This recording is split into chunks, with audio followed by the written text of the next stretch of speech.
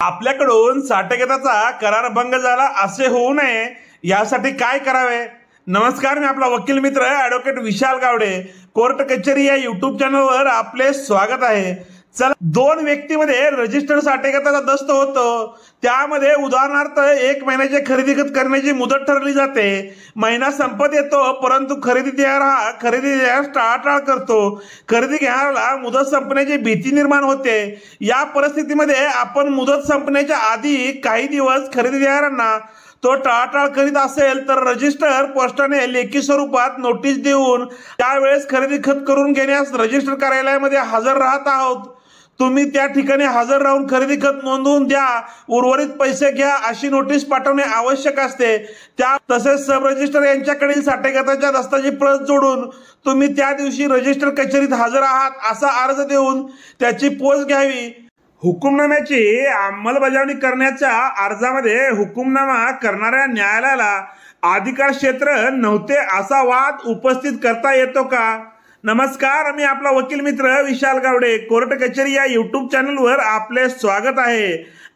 दिवाणी न्यायालयात एखादा हुकुमनामा पारित केल्यानंतर त्याच्या अंमलबजावणीसाठी दरखास्त अर्ज किंवा एक्झिक्युशन पिटिशन दाखल केले जाते। त्या एक्झिक्युशन पिटिशन मध्ये जो मूळ हुकुमनामा झालेला आहे तो हुकुमनामा करणाऱ्या कोर्टाला हुकुमनामा करण्याचा अधिकार नव्हता, त्यामुळे हुकुमनाम्याची अंमलबजावणी करू नये अशी तक्रार घातली जाते, परंतु ती तक्रार कायद्याने चालत नाही। याबाबत स्नेहलता गोयल विरुद्ध पुष्पलता या केसमध्ये तारीख 7 जानेवारी 2019 रोजीचा सर्वोच्च न्यायालयाचा निकाल असून तो ऑल इंडिया रिपोर्टर 2019 पान नंबर 824 यावर रिपोर्ट झाला आहे। साठेगतावरून खरेदी खत होऊन मिळण्याचा न्यायालयाचा आदेश झाल्यानंतर जर दाव्यातील विरोध पार्टी खरेदी करून देत नसेल तर त्याचे खरेदी खत कसे नोंदवले जाते?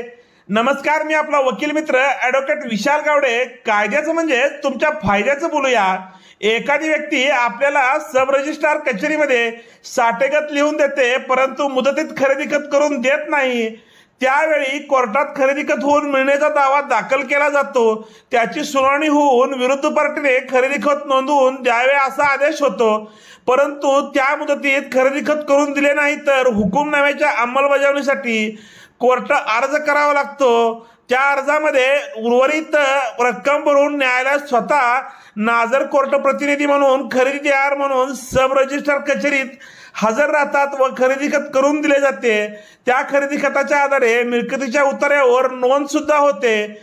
व्हिडिओ आवडल्यास व्हिडिओला शेअर करा, कोर्ट कचेरी या यूट्यूब चॅनलला सबस्क्राईब। एकत्र कुटुंबाचा करता एकत्र कुटुंबाच्या फायद्यासाठी एकत्र कुटुंबाची मिळकत विक्री करू शकतो, परंतु एकत्र कुटुंबाचा फायदा होणे म्हणजे नेमकं काय? मी तुमचा वकील मित्र विशाल गावडे। एकत्र कुटुंबाच्या प्रमुखाला म्हणजेच करता आणि त्यांना एकत्र कुटुंबाच्या मिळकतीची कुटुंबाच्या फायद्यासाठी विक्री करण्याचे अधिकार असतात, परंतु जर एकत्र कुटुंबाचा फायदा झाला नाही तर त्यांनी विक्री केलेली खरेदी खत हे इतर सहहिस्सेदार यांना रद्द ठरवून मागता येते।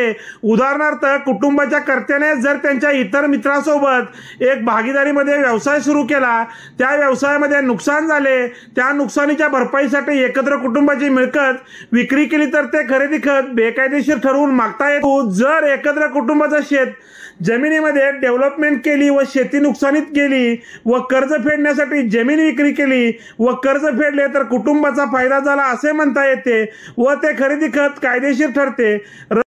अटकपूर्व जामीन देताना कोणती कागदपत्रे आवश्यक आहेत? चला, कायद्याचं म्हणजे तुमच्या फायद्याचं बोलूया। नमस्कार, मी आपला वकील मित्र विशाल गावडे, कोर्ट कचेरी या यूट्यूब चॅनलवर आपले स्वागत आहे।